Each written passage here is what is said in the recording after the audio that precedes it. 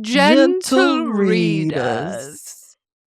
It is time for season 4. 4. Yeah. Of If you Bridgerton. count Queen Charlotte 5, but it's 4.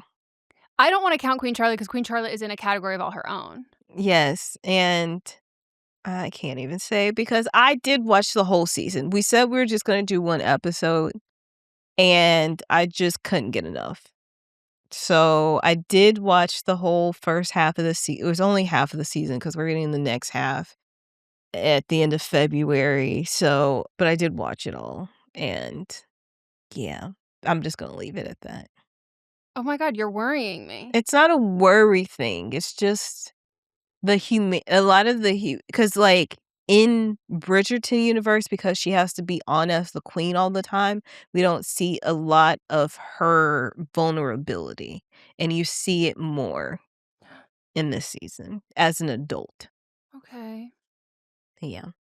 Damn, I have so much respect for these actors who had to do so much of this in a mask because I'm realizing how annoying this is. Yeah, but they also had people that probably the masks are made for their face. Unlike that's a mask that's made for the masses. So Yeah, I don't have the cheeks or the eyes for this. first of all, I'm excited that I finally got you on board because once you were on Live. then you couldn't get off. No, and I will say, though, I do regret not being able to watch Queen Charlotte with you, like, live because, like, it meant so much to me. And then once I was on the Bridgerton game, then we had a seat last season, which, like, fell lackluster. And so, like, it felt like there was this big swell of anticipation of I'm finally a Bridgerton girl. And it kind of fell flat. Yeah. But I am fucking back. I'm in the Tond. I'm under the wisteria, and, like, I'm fucking here for it. Yeah, I'm really excited. I'm really excited to talk about once you watch the whole thing, us just to talk about it, even if I don't know if we do it on the podcast or off the podcast, but I'm excited for us just to talk about what has made it to the airwaves of Netflix. I am so excited. If you're watching the video version, you can see we dressed up for the occasion. Mm-hmm. I wore my outfit that I wore when I went to an actual Bridgerton ball. Which is why I had to pull out the full-on masquerade mask because I knew that she was going to show out. Your hair looks cute like this, too. Thank you. And like I said, I don't have the face for it. Also, that looks like a booger. That's part of the mask. I will be adjusting as time goes. I want to see if this actually makes it the whole episode. I don't. I'm already annoyed. As someone, you change your hairstyle like 5 times during episodes as it is, so I don't know if this mask is going to stay on, and that's fine. But you have it for right now. Yeah. So we are going to be discussing, and then, like Melissa teased, next week, we're just going to discuss the entire rest of the episodes that came out. Yeah. I haven't watched them yet, but that's what we're going to do, okay? So, like, you're going to get the first episode, breaking down that today, and then stay tuned for next week because we're getting it all. So we start at the Bridgerton home, and Violet's staff is busy getting the home ready for what we don't quite know yet. Am I wrong in thinking that this seems like way too many staff? They're preparing for what we're going to talk about. Oh, the entire time I kept being like, no, she's testing recipes and stuff. Oh my God, that makes way more fucking sense. I was like, damn, all the time? But it seems like she keeps them on. It seems like their money is right now. Yeah, their money is extensive. Mm-hmm. And then Eloise returns with Francesca and John Sterling. And I was like, where's Michaela? They made such an entrance of her at the end of season 3. Where is she? And fans are so mad about it. So I'm like, are you just lulling them into comfort that like, oh, this has been avoided, and then you're just going to just chuck them to the wolves, which Melissa's nodding. So I'm assuming that's what happens. False sense of security. Penelope and Colin are with their new little baby. New little ginger. I love a ginger baby. You've got both niece and nephew, ginger. In your fam. And then Penelope and Eloise are all huggy, and I honestly liked it better when they were fighting. Yeah. Vibe-wise. Yeah. And then one of the main lady that is I don't know what her name is, but the woman that's in charge of the home. Yes. that lady. She announces that Anthony and Kate also had a baby. Mhm. Hyacinth is ready to get in the streets. The way that when they said that, I said, "No, I'm actually not ready for that." If I swear to God, if she has a sex scene this season, I don't know what I'm gonna do. No. I don't think that's happening. But they were like, "She's ready to make her date," and I was like, "No, I'm actually not No. ready for that. That's a child." Literally, when the show started, she was a child, and I saw somebody do, like, a side-by-side picture because she always is, like, pouting and stuff, and they did one from when the show first started, and I was like, "Oh my gosh." Yeah. I didn't realize how much she had grown, Well, but you've got more of a because it has yes, been. it just happened. Yeah, for you, it just happened, but for me, it was 6 years Like, ago. you can't cast 30-year-olds to play, like, late teens, early 20s, Yeah. and then just have, like, an actual kid play the same fucking kid and then be like, now she's playing the same age as they were, then they were fucking and sucking. And I said, but they were fucking and sucking at 30, but I Yes. knew they were 30. It just and you can since it's been 6 years, you can see it, and I say that as someone who is well into their 30s, Mhm. you can see it. Yep, that's why she And wants to be a spinster. Yeah, She's like, "I'm tired." And I'm like, "Get it, girl." Yeah, but she's supposed to be, like, what, 20? Yeah. Then, Violet asks Footman John where Benedict is. And where is he? With the whores, of course. Of course, he's at his whorehouse. I put sex house in my His notes. personal horror house. He's in the room with a woman, and then open the curtain, surprise, there's another woman on the chaise. And we get the first butt of the Yeah. season. First butt of the season. We get a first little shot of that tiny, pale little booty. And I said, "Oh, I out loud said, this is going to be a good season. You're showing me ass? You're showing me ass in the intro. Mhm. We haven't even done the Bridgerton tree. No. And now I know where this is going. Yeah. Straight to Pound Town. Oh, yeah. Then we're back at the Bridgerton home. Benedict has cleaned up and he's going over the accounting, and Violet is so disappointed in him and his sexcapades. She tells him he needs to join society, and I'm like, you're 40. I also love when she was like, what if they were to fall pregnant? And like, he said it in, the Regency way, which was essentially him saying like, I pulled out. I pulled out and I'm fucking him in the ass. And I'm like, okay. Because he goes, don't worry, it's not. And she's like, oh gosh.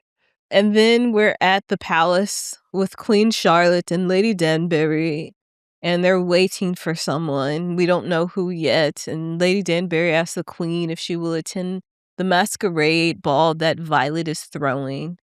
And the Queen is disappointed that Lady Danbury isn't hosting it because she usually hosts the first one of the season. And that is setting us up for the arc of this season for them. Yeah. I almost cried. I know. Because I thought of them as girls. Yes. If anyone hasn't seen Queen Charlotte, like, I think that I've only watched the first episode of this, but I think it's, like, instrumental in the history for this season. Usually it's more standalone, but, like, they're nuances. Yeah, then Penelope arrives, so that's who they were waiting on, and Queen Charlotte is such a fangirl in this moment. I'm like, okay, Club Chalamet, simmer down.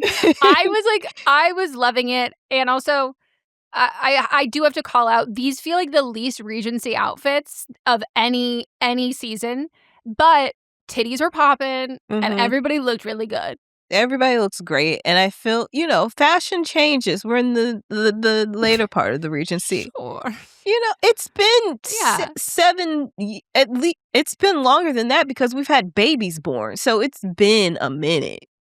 Like, even from last season to now, a whole baby was born. 2 babies were born. Actually, a lot of babies because all of Penelope's sisters had babies at the end of last season, too. So then did they immediately get pregnant, right? I think she was already pregnant, to be honest, because they were fucking before. They were. They got married. Fucking and sucking. Yeah. The Queen wants to hear the gossip, and Penelope is so nervous. And the Queen's like, tell me what's going on. And Penelope starts going, and the Queen stops her. She's like, that is not how Lady Whistledown starts. No, not like that. No, she goes, and she doesn't, because the thing is, what we're hearing is a voice that's in Penelope's head, so we're not hearing it the way Penelope would actually say it. And she's just like, "Dearest gentle Rita," and the queen gets so giddy. She's like, "My show is on. My favorite show is on. I am seeing I'm watching a podcast live." Like, she was just loving it. Then we're going into a montage of people preparing for the ball that Violet is throwing. It's going to be a masquerade ball. And I really like this setting up for it. Then Colin comes in and rails Penelope, as they do. The way that they have so much time for sex. Like, I understand that they are rich. I understand that they are wealthy. But, like, we went from you having, like, 7 people in here doing your hair and getting you dressed to and then he's just be like, "So sorry, out. I actually got to get fucked by my husband real quick." And they're like, "Okay, well, wait outside. Got to start all over." Like, it's just like, it's just... What? I'd be so mad if I work for her. I would be like, "Can we schedule it?" Because honestly, when they were, even before they moved into the home, when they were sleeping in those 2 beds separate, but they were still fucking. Well, I'm just like, okay, could we not coordinate this a little bit better? Like, just let me know that you're good. No, he was like, I need her now. It's gotta be the middle of we're doing something. Those titties. The way I'm just like, oh my, I would be like, can we not have a Google Calendar, like, of the staff? Like, it's just, they're having to start all over. And I'm like, oh my God, what if she wants another bath? Like, it's just, and also, I hope she had another bath. Me too. But also, Violet is so stressed about time. And I go, and you're going to be fucking under her roof like that? Rude. Absolutely rude. And then we were at Will and Alice's, and they're having sex too. Another ass shot. That beautiful brown ass. He is so hot. My God, the way that as soon as they came on screen, I said, thank God. Because every season, the one thing I'm missing is more of them. Yes. They've got fantastic chemistry. He's gorgeous. I would love a spinoff of just him. Me too. Me too. The second that he appeared for the first time, I said, who is that? Like, he can act. He's got a bajillion kilowatt smile, the chemistry, and he's very, very nice to look at. Yes. That night, Benedict goes to another one of his sex parties, and a man named Louis comes up and rubs his ass. And Benedict's like, "No, I have to go. I have to go." And Louis like, "I can be fast. Don't worry." Like, we got so much horn doggery in the first 15 minutes of this that I'm wondering if this is going to rival heated rivalry based on the rest of the season. Back at the house, the Bridgerton staff is also getting prepped. All of our main folks are like getting ready, putting on their mask, and then we land on a new face. Yes. I have to say, though, as they're preparing, this is the first time, and this gets massive points for me. This is the first time that I have wanted to eat the food on Bridgerton. The food looked really good. It was beautiful. No, I had no desire. I was like, no. Meh. Like, whatever. This, the way they all of it, I said, suddenly I would actually like to have tea there. Something I would like, a little snack. Like, and what's my favorite thing? Like, I obviously love, like, fashion montages. Food montages are, like, my favorite. And I just thought they did such a good job with that and, like, setting it just made everything feel more decadent and, like, opulent this season. Yeah, then that lady that we saw for the first time, her carriage person says to conceal herself behind people when she's going in and to be out by midnight because that's when the masks are being taken off, which we learned when Lady Danbury was talking to Queen Charlotte. Which this also feels like the first time that we are starting a season like in the middle of a story, which I like because I do too. It can just get a little bit stale if it's the same formula, swapping out different people. Yep. So this was such a great character introduction. We're just thrown into it. And, like, we have the same impression that Benedict has, which I think is fun. Yes. As soon as all this was set up, I was like, oh, this is going to be a Cinderella story. And as a Cinderella story stan, I could not be more thrilled. Yes. So she gets out, goes inside. Footman John, which he's getting a lot more. I know he's been in other seasons, but he's getting a lot more shine in this one. Takes her dance card. A few family members are there looking. There's also a new family there. Yep. Lady Danbury tells Violet that she's looking forward to stepping back. And they also realize that Benedict is missing. Yeah. Lady Danbury's fine-ass brother comes in. The way... He's also, like, his smile, too. Oh, my God. No, with the mask on, I Yeah. immediately was like, who? And then he smiled, and I said, there he is. And Mott's literally, from the beginning, goes, I hope Violet's guy's there. And I was like, who? And he goes, Violet's guy. And I was like, oh, yeah. And I was like, where is he? He smiles. I melt. My God. Yes. Like, suddenly I want to see that. I want to see, I would like to see the elders fucking and sucking. And then Lady Danbury's like, who are you dressed like? Because their costumes are very similar. Yes. And he goes, Zeus. Who are you, Hera? And she said, no, I'm Zeus. I'm Zeus. I rule this. You're at my party. Right. He's so smitten with Violet, and she is Flustered. looking at him like, I gotta get this garden watered. Yes. This garden is parched. Gotta get it hoed, or whatever she said. Raked, before. mowed, hoed, railed. Then Queen Charlotte arrives. She tells Brimsley to bring Penelope to her because she needs the goss. Yeah, no, she has, it's like Dumois in her ear. She goes, I found out who Dumois is, and I actually need you to be with me all the time. You're my plus one. She wants, instead of this year, how she usually has a diamond of the season, she tells Penelope that she wants a leading suitor because she's just tired of the debutantes. They're boring her. Yep. Benedict finally arrives, and I'm like, I know you smell like Louis and liquor. And then Violet immediately goes, you smell like gin. And tell me why he is dressed as Zorro when Zorro was not out yet. I go, what's Zorro doing here? Also, just to circle, it is very hilarious to me to have characters who are depicted at a point in history dressing up as other historical references. Yes. The pirate thing with Penelope and Colin, I was like, that's weird to me. Like, why are you pirates? Like, is the Regency era very into, like, pirates? I mean, Penelope reads a lot of books about fantasy stuff. That's how she knew, unlike the other girls, she knew that she could have an orgasm. Oh, that's true. And so they probably are doing freaky, kinky stuff. Yeah, they're doing dressing weird, like this just came out of their closet. Old school fanfic. They're doing old school real life role play fanfic. Yes, you're right. And Eloise dressed up as Joan of Arc. Yes, and I wanted to be like, girl, like you're not as you might be a spinster, but have we ever considered maybe making out with a girl? Have we maybe ever considered that? I think she's asexual.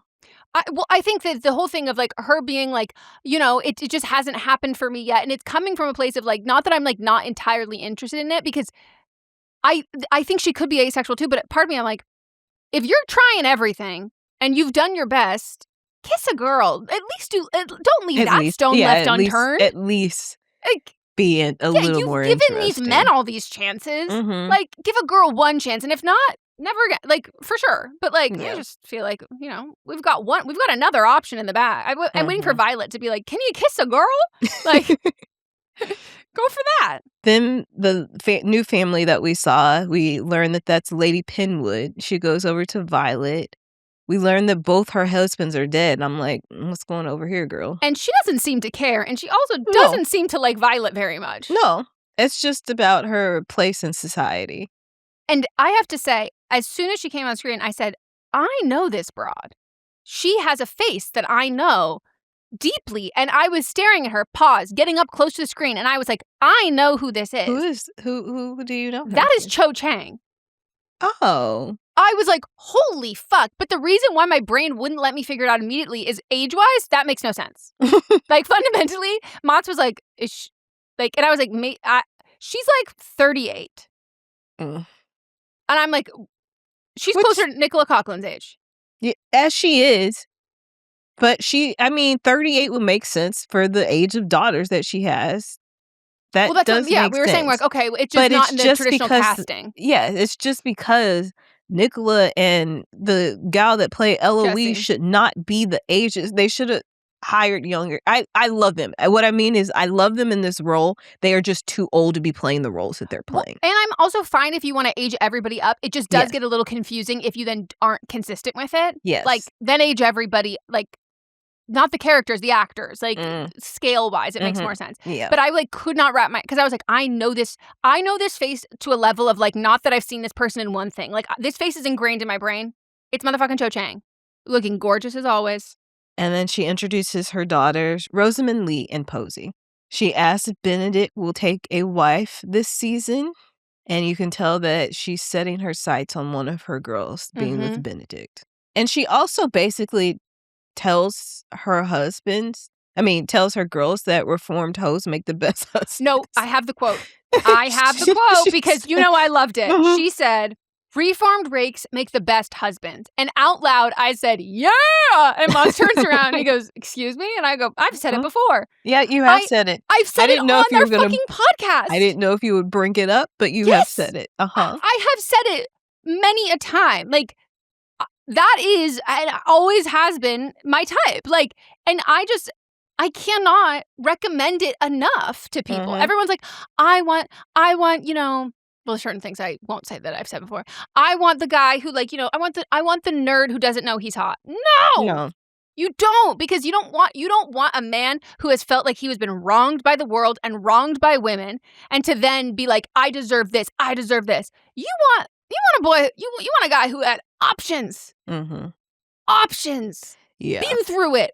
Run through. In this moment, because rake has been used a lot to describe Benedict, and I'm like, when did rake turn into hoe? When did we switch garden tools for the same thing? Great motherfucking point. Never realized that. And I'm waiting. When does someone become a plow? Yeah. Or a plowee? A plower? A plower would be Colin. Facts. In that fucking pirate outfit. Can we talk about the fact that who installed wall-to-wall carpet for this ball? Did you notice that? No, I didn't. There was wall-to-wall carpet. Edge to edge. The staff was busy. I'm sorry. Silent dancing? Very weird. Very, very, very weird. Very, very, very fucking weird.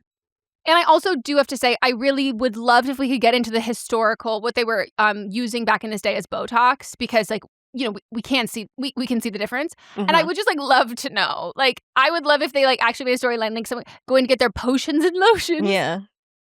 Probably. Yeah. Or some staples in the head. Penelope is hanging out, listen to some gossip, per usual, as she does. What I'm thinking at this point is, do they not know that this is Penelope? Mott's had to remind me. Even though she has on a mask, they don't know? Wait, that's why they were... Because I kept being like, wait. I told Mott, I was like, wait. They all know. Yeah, he was like, remember they did that whole thing at the end of last season? I was like, wait, so then why are they talking about it in front of her? And I didn't even clock. You're right. It's because they were like, the masks. We don't even know it's her. You recognize those titties anywhere. Brimley literally walks, when the queen asks for her, he walks straight to her. Girl. Yeah. That's such a good point. I love it. I just think they all love gossip as much. And they're just, like, hiding behind the idea of, like, we didn't know it was her. They want to be written about. It's like, I loved when Dumois posted something that I sent. I said, it makes me feel good.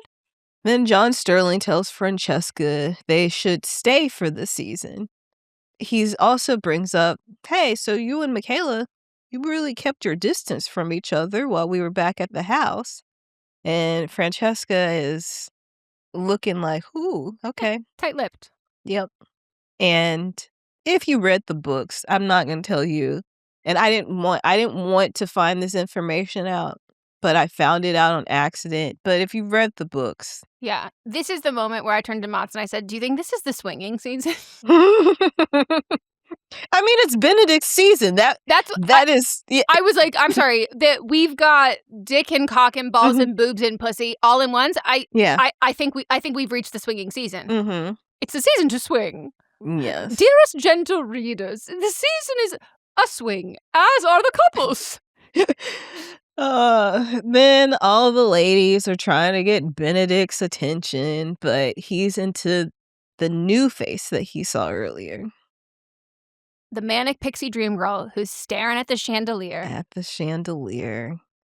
In her defense, it's a gorgeous chandelier. It is. Very opulent. It's quite large, too. And then a fella comes up and asks her for a dance, and she says that she's misplaced her dance card. But what she's really doing is put her hand behind her back and slipped it into her glove. Benedict sees this and he is even more intrigued, and then he steals another dance card from Footman John. There's too many Johns, so I have to keep clarifying which John I'm talking about.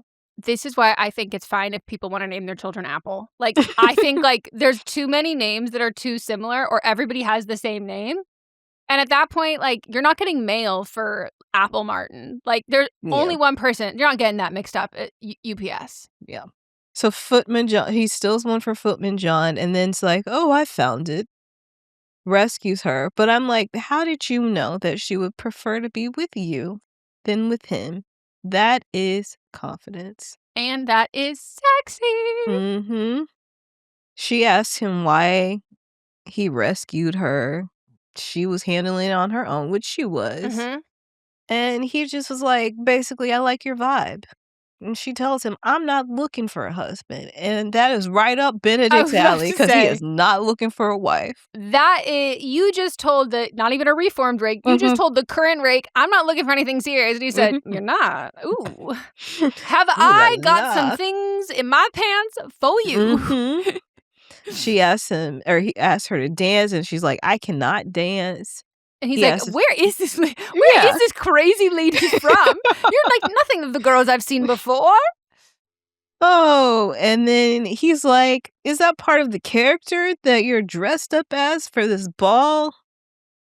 But he's fine with it. He's trying to avoid his mother. She's also clearly trying to avoid someone else. Yeah, and Mott's pointed out, he was like, her mask is like low-key crazy ugly, like it's too big. And I was like, no, it's the only actual believable thing that they have done to conceal her identity. Because I was like, famously in a Cinderella story, she's wearing something smaller than this. And he was like, I had no idea it was you. But I was like, at least they picked a believable, because it covers half of her face. Yes. And like, it doesn't show the shape of her face. Like, it's enough that I'm like, this is a decent disguise. And his is a tiny fucking Zorro mask. So she obviously even... She like knows who he is, but that he will not be able to recognize her. Perfect setup. And the rest of the people won't be able to recognize her, which makes more sense. All the ladies notice that Benedict and this mystery woman have gotten on the terrace. All the ladies are so into him, though. And then the queen clocks it, too. And she's like, that's my guy. That is who I want to be my gentleman of the season. Yeah. She loves a work in progress. Then we're with Eloise. She sees Hyacinth while Usher's DJ's Got Us Falling in Love Again is playing. I literally wrote down that the first notice of the song. And I was like, 'cause baby tonight, DJ got us. I love that. Like, I love that we don't like start with like a, Chopin. Like, I love that we don't start with like, we're easing you in. Like, no, Usher. That is what you do for the opening night. Yes. Give me the Usher. Oh, she then goes and mothers Hyacinth and it's like, bitch, go to bed. Go upstairs. You are a child. You want to dance with... By the way, is no one going to describe to Hyacinth, like, some of these quote-unquote eligible suitors are old men. These are not, like, young, hot boys who are 16. Do you want... Let me tell you about who Lady Danbury had to be fucking. Right. Ugh. That man didn't even have teeth. Yes, and as she sends Hyacinth upstairs, they just miss that Violet and Lord Anderson sneaking in the shadows. Having a little moment. Then the Montrets want to go present themselves to the queen, but she ignores him because she's too into looking at Benedict. The queen wants her and Lady Danbury to enjoy themselves now that they have figured out who their project is for this season. And then this is when Lady Danbury tells the queen she wants to contribute less to society. And she wants to leave at the end of this season. And then what happens, Meghan? She says what any best friend would say. No. Bitch, what? She just goes, no. No. And I was like... And then turns her head. Yeah, it's very relatable. Understandable. That's like if you were like, hey, I'm moving to Arkansas. I'd be like, no. No. That's actually... You're not. It's not happening. Then the mystery gal and Benedict enjoy their time outside. He's relieved that she's not like the other ladies. And she says she's just there to enjoy herself, not get noticed. She feels out of place. She had no clue who he was, but then as he says who he is, she's like, "Oh, you're that dude I read about in the gossip column. You're exactly." Oh, I know you. You're Yeah, that whore. that whore. You're exactly as Lady Whistledown has described you. So on Days of Our Lives, there's also a gossip column, and the fellow that runs it goes by Lady Whistleblower because of Bridgerton. That's so funny. And Wait, so that is I keep so wanna funny. say that. And he asks who she is. They have this little tete-a-tete cat and mouse game. And he tells her that he also feels like an imposter. He gives her a little dance lesson. They get close. She said that she's closing her eyes so that she can remember this moment when she's going through dark times. There's also a point where he's talking about how he doesn't like how all the ladies are basically throwing themselves at him, and she's like, that's how they were conditioned. You can't talk down on them because of how society has raised them. Yeah, like, do you think they want to be doing this? Mhm. Like, this, like, you have this, like, disdain for, you know, your role in this whole thing as if, like, because, like, you don't really get a choice. And, like, do you think that these women also don't have a choice and, like, they have Mhm. much less agency than you do? And he was like, Mhm. oh, actually, I never thought about that before. Right. And you can see he really takes it with him. Mm-hmm. He wants to call her tomorrow, but she doesn't want to give any details for who he is. They have like a very charged moment. I really felt their chemistry. Oh, my God. It brought me back to season 2. I Uh-huh. said, casting, you did it. You You did it done again. the fucking thing again because, like, it's palpable. And Yeah, I felt uncomfortable. no, I felt, should I leave you two alone? I was like, are they Right. going to fuck right here? I said, I Uh-huh. literally said, we're getting Gazebo episode 1. Right. We got Rainy Gazebo where Anthony and Kate were He licking and flicking. Mhm. And, like, we're getting that on. So I was nervous. I was nervous that the panties were coming off. Somebody's catching them Yeah. night one. But he leans forward, kisses her cheek, and then he removes her glove and kisses her hand. It's really Like, so slowly. I was like, oh my. He was inhaling. You no, he could was hear. I was like, he's sniffing her. Yes. He's like, Okay. I need her scent so I can can't find her later. Someone needs to study the sperm of these fucking Bridgerton men, that they are so horny despite he's had sex at least 4 times that day already. Yeah. With different women. And men. And I'm like, and you're still this horny that you're sniffing a stranger's Yes. hand. Oh my God. Rake is not a strong enough word. No. Oh my God. He's then kissing her hand. The bell rings. Ding. Midnight. She's like, what does that mean? He said, it's midnight. It's time to take off your mask. She said, I got to bounce. G2G. He asked her, please don't go. And she pauses. And then she turns around and plants a big old kiss on them lips. And he was shocked because, you know, these men, they can put their dick in any of the holes. The women said No. permanently tainted. And he also, which I thought was sweet, but like it's something a man would say, but from him, I believe it, is he's like, you'll be fine with me. You'll be safe with me. I will not try anything. Yeah. And because he kept trying to bring a chaperone, being like, do you want? And she's like, no, I don't have one of those. Nope. Then inside, everybody's taking their mask off. And I'm like, why are we so shocked that... Wait, the one that they fucking said, they had the goddamn character who literally went, oh my God, that's Colin Bridgerton. Yes. Who the fuck else did you think's face was knee deep in Nicola's titties? Right. But they didn't know that was her. And then everybody is clamoring around them because they want to be around Lady Whistledown. Like, shocked. And I'm like, God. What are y'all doing? At least they could have said, oh my God, those are the Bridgertons. But instead they said, that's Colin Bridgerton. And it's so obviously Penelope. So I go, do you think that she's just letting somebody else motorboat? They didn't know it was her. No, but they didn't say that explicitly. So they didn't say it explicitly, but so after... obviously, like, her mask was the one you should have given her. They should have given her the same level. Yes, as the but new I character. think because her hair was down and curly, they were trying to throw people off. Yeah, it's insane to me. She did, because when they realized it was her, then they're all gathering around her, and they're like, they want to get to Lady Whistledown because they want to be talked about or written about. I'm like, she has been spying on y'all this whole time. How did you not know? Also, no wonder that 2 seasons we had to have transplants come in to wow these boys, because those girls have opened books and opened their eyes. Yes. I'm sorry. I think if we want to increase our likelihood, granted, I guess it doesn't even work because Eloise is very well read, and she's struggling to find someone.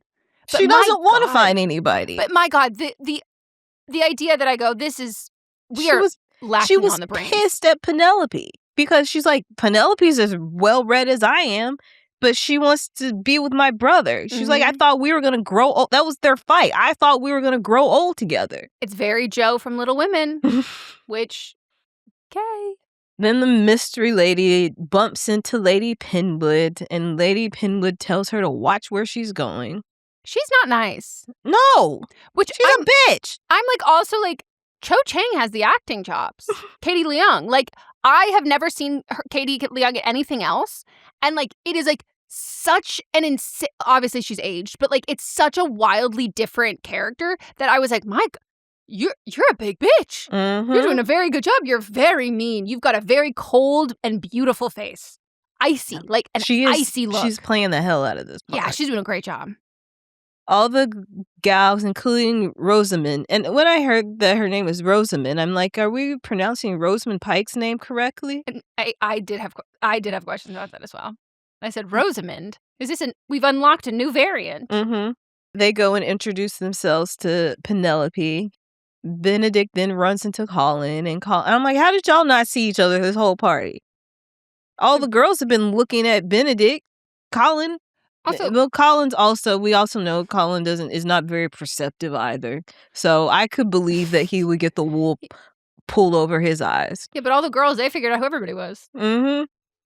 Except for Penelope and Colin. Yeah, that's fucking stupid. I can't. And I'm sorry, they had the least disguise. That's just a pirate hat. I just see the two of them together. I know that's Penelope and Colin. The height difference, but also, who the fuck else is dressing like a pirate at this? Except for Colin weird, always horny, dressed like a pirate. Your weird, horny brother and sister-in-law. Yeah, that's of course what they're wearing.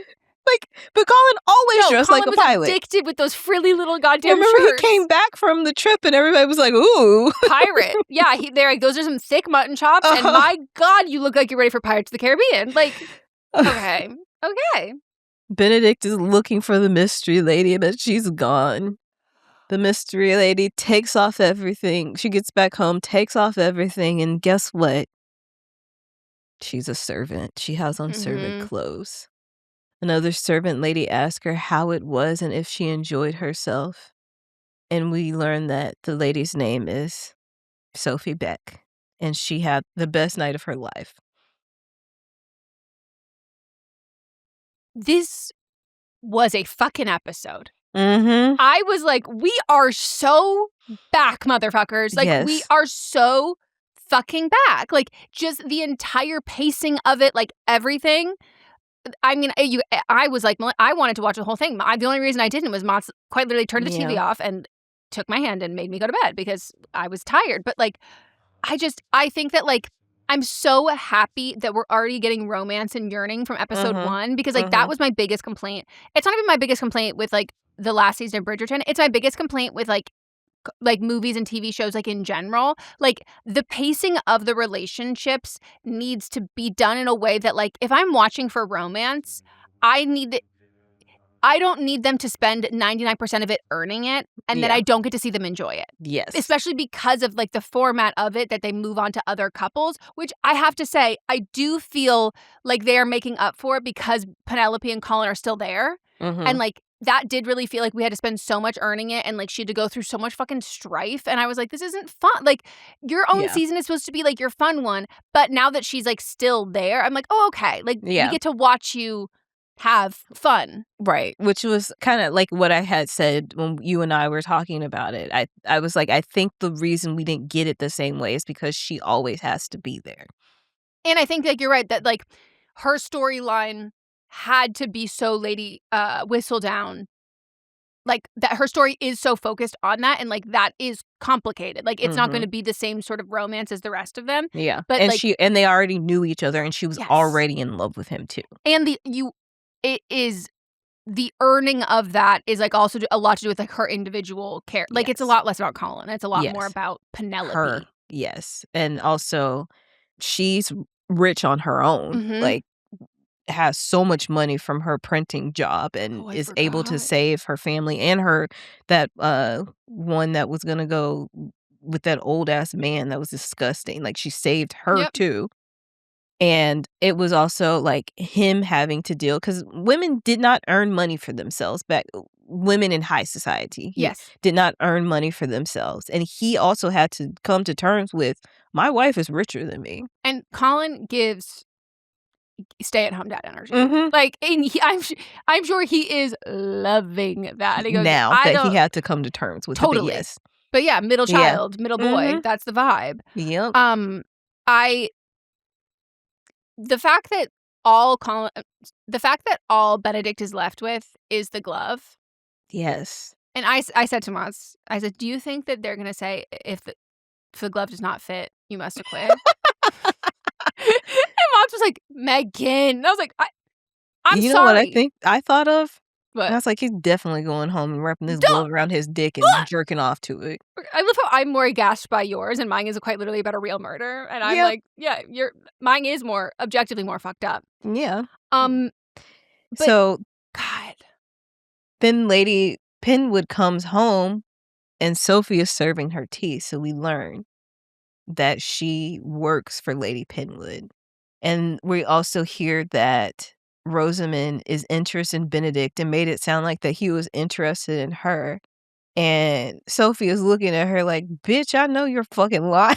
What is it? Is it Posey or Prim is the other one? Posey. And Posey is becoming one of my new favorite characters because she mainly goes, Fuzzy. Right? And she's smiling at Sophie. Like, she's clearly, like, the sweet, very kind one. But it does the parallels of Cinderella makes me it does make me have questions about the intricacies of this relationship with all of these women.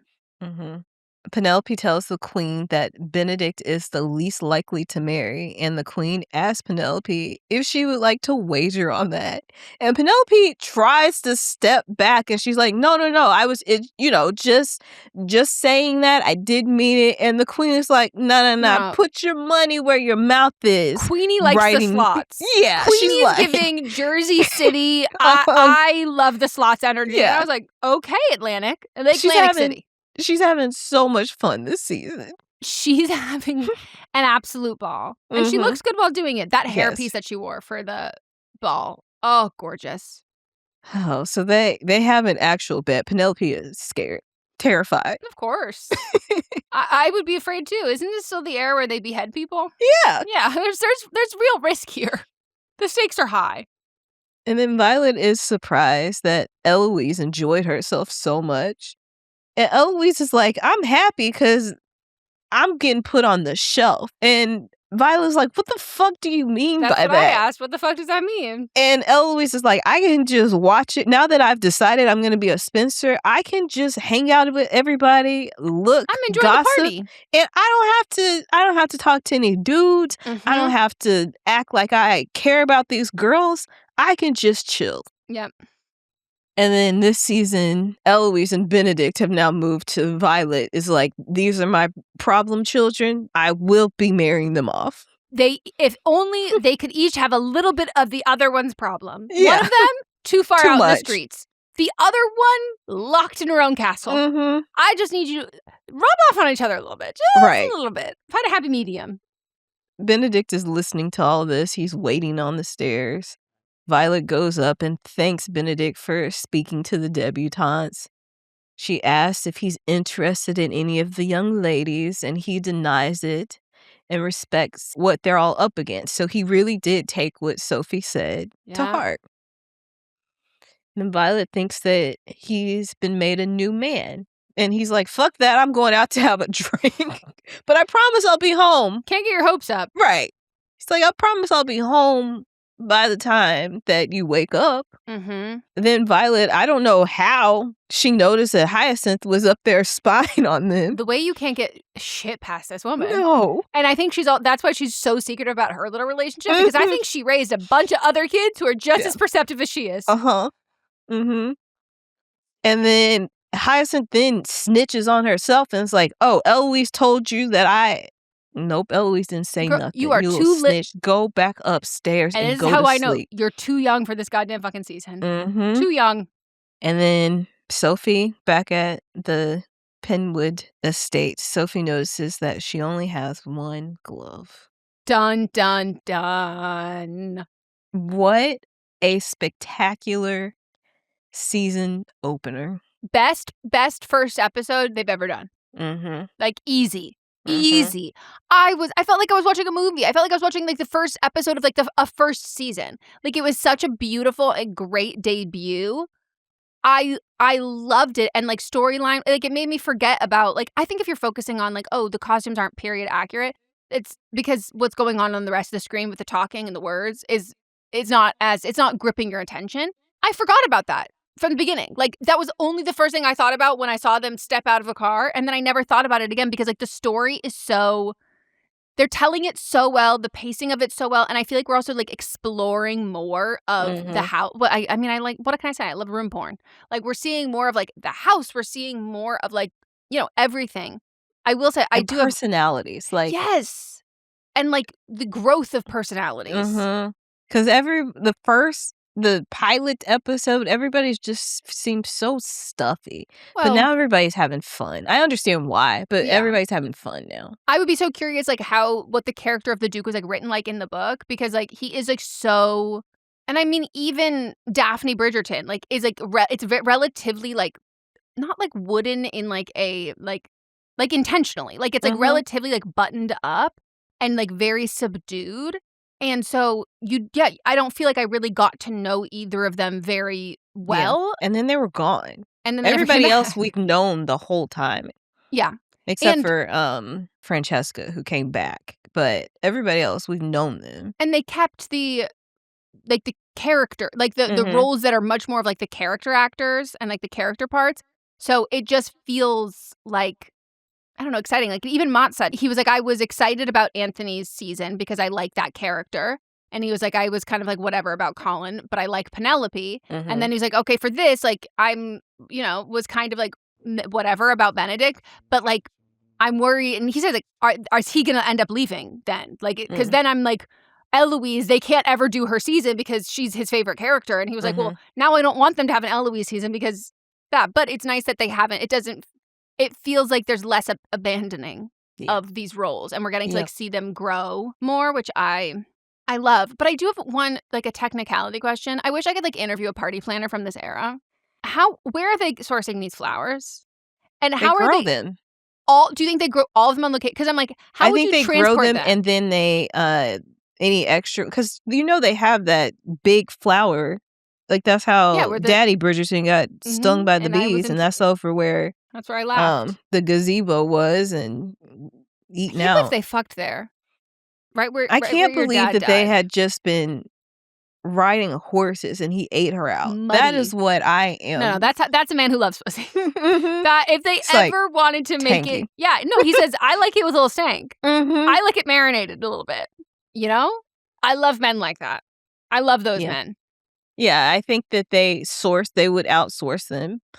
But it would be from somewhere close-ish. Because, I'm like, you can't, like, horse and buggy with, like, they're going to wilt. Exactly. You're right. Just it has to be closed. Yeah. I have to say, though, watching any time that, like, it's like, oh, my God, this is urgent. And then they hop in the horse and buggy. And the way if I was, like, stressed about rushing and I'm just sitting there and it's taking forever and I'm just bouncing up and down, I'd be like, my God, move faster. But unless you're Penelope and Colin, because they love. Hey, they're not trying to get there fast. They're trying to enjoy the ride. And they like that bumpiness because it adds to. Yeah, a little, little DIY. Yeah.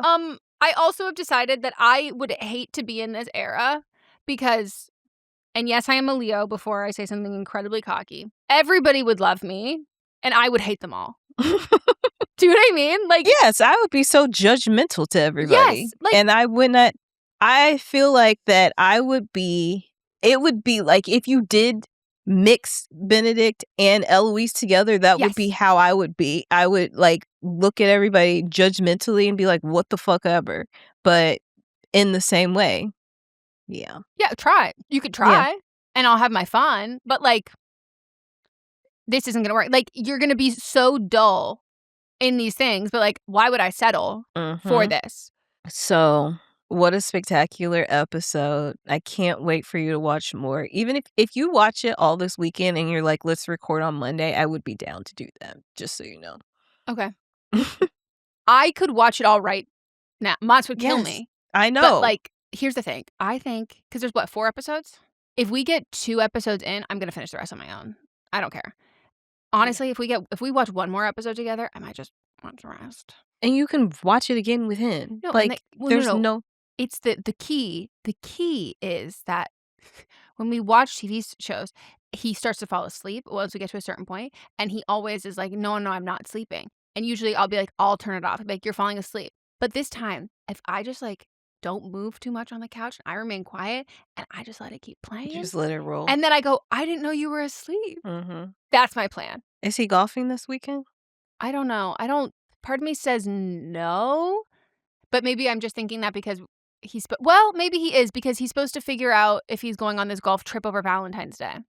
And that's with the guys he golfs with. So unless they have like a planned phone call, I think maybe they're talking about it at golf. I don't know. Maybe he is. He'd be like, and so why I'd be does it like, say watched? No, this is what I was about to say. Oh yeah, help me. Make a new account. Watch it on that account. Delete the account. And then come back. Okay. Okay. I could, yeah, I'll switch to like a different profile. Like, what is this? What? I'll delete it as fast as I can. The thing is, if I asked him if I could watch it, he would be like, but the thing is, you're going to watch it again. But he'll be sad. When he sits down to watch it, would you not watch it again? No, I'd watch it again immediately. Exactly. Immediately. Yeah. And the cliffhanger that they leave it on, I need to talk to somebody about it, but like, Melanie hasn't watched it yet. My mom said she stopped watching it. Sonam said that she was wanting to get her tea together so she could do her own little tea party at home by herself and watch it. And I was like, whatever. What? Okay. She did it last season too. That's just like a level of patience like I don't have. No, me either. But she'll probably do it this weekend, but I was just like, come on. Ideally, I would personally like to finish it tonight. We are live streaming too. I know, but we'll see. Mott's also, he really loves this show. So okay, maybe I'll finish it tonight. And he was more into season 1 than I was. But and then the thing is that we can't. That's why I was like, if you want to record on Monday, because then we can't talk about it text about it until we talk about it on the podcast. Melissa, if I finish it this weekend, we are recording Monday. Okay. That is just, yeah, because otherwise we have to lie on the episode. Yes. And I don't want to lie. Because I need to talk. I was like, Melanie, as soon as you're done, I need to talk to somebody about this show. Nobody else. Who else watches it? I'll watch it immediately. Okay. And we'll talk all about it. And I'm very excited. I cannot wait. I just know that this is going to be like a killer season. Okay, well, that's the end of this episode. We're excited to see where the season goes. Yes, perfectly put. Join us next week for us talking about the rest of it. And I stayed with the mask on this whole goddamn time. You did. I'm very proud of you. It is a little bit hard to take off. And I was like, you know what? If when she takes it off, she would probably have like prints in her face. So. Good point. Never thought about that. It's like that time on Beauty Break where there were these dick sequins and I put them all over my face. And I was like, this is so fun. And then I was taking them off and it turns out they stained my face. And I had an audition after that. And I was panicked. And I just my face is covered in dicks. Well, just like Benedict. All right. We'll see you on Monday for Don't Blame Me. Bye. Bye. This is a Sister Sign production hosted by me, Megan Rinks. And me, Melissa D. Montz, plus Diamond Imprint Productions. Post-production by Coco Lorenz. Production assistance by Melanie D. Watson. And music by Ryan Hunter and Giacomo Picasso.